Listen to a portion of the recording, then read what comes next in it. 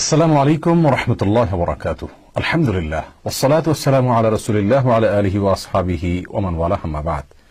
সুপ্রিয় দর্শক শ্রোতা ভাই বোন, আজ আমরা আলোচনা করব রোজা ভঙ্গের কারণসমূহ নিয়ে। প্রিয় দর্শক, রোজা বা সিয়াম রেখে একজন রোজাদার ব্যক্তি, একজন সিয়াম পালনকারী ব্যক্তি বেশ কিছু কাজ আছে যেগুলো থেকে তাকে বিরত থাকতে হবে। যে কাজগুলো করলে তার সিয়াম ভঙ্গ হয়ে যাবে, রোজা নষ্ট হয়ে যাবে, সেরকম কাজগুলোর সঙ্গে আজ আমরা পরিচিত হব। যে কাজগুলো সিয়াম ভঙ্গ করে দেয় বা যেগুলো করলে রোজা ভঙ্গ হয়ে যাবে, তার ভিতরে সর্বপ্রথম হল কোন প্রকার আহার গ্রহণ করলে, খাদ্য গ্রহণ করলে, কিছু খেলে আমাদের রোজা ভঙ্গ হয়ে যাবে।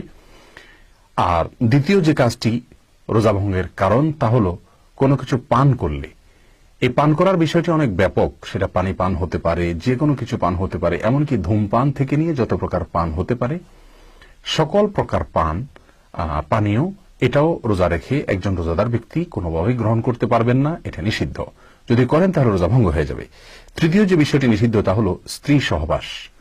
স্ত্রী সহবাসের ক্ষেত্রে বীর্যপাত হোক বা না হোক, কোনোভাবে যদি উভয় ব্যক্তির লজ্জাস্থান একে অন্যের লজ্জাস্থানকে স্পর্শ করে, তাতেই রোজা ভঙ্গ হয়ে যাবে।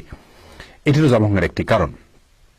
আর 4 নম্বর আরো একটা কারণ প্রায় কাছাকাছি, সেটা বলা যেতে পারে ইচ্ছাকৃত বীর্যপাত যদি কেউ করে, সেটা হস্তমৈথুনের মাধ্যমে হতে পারে। কোনো বাজে চিন্তা করতে করতে ইচ্ছাকৃতভাবে বীর্যপাত ঘটানো, এটাও রোজা ভঙ্গের একটি কারণ।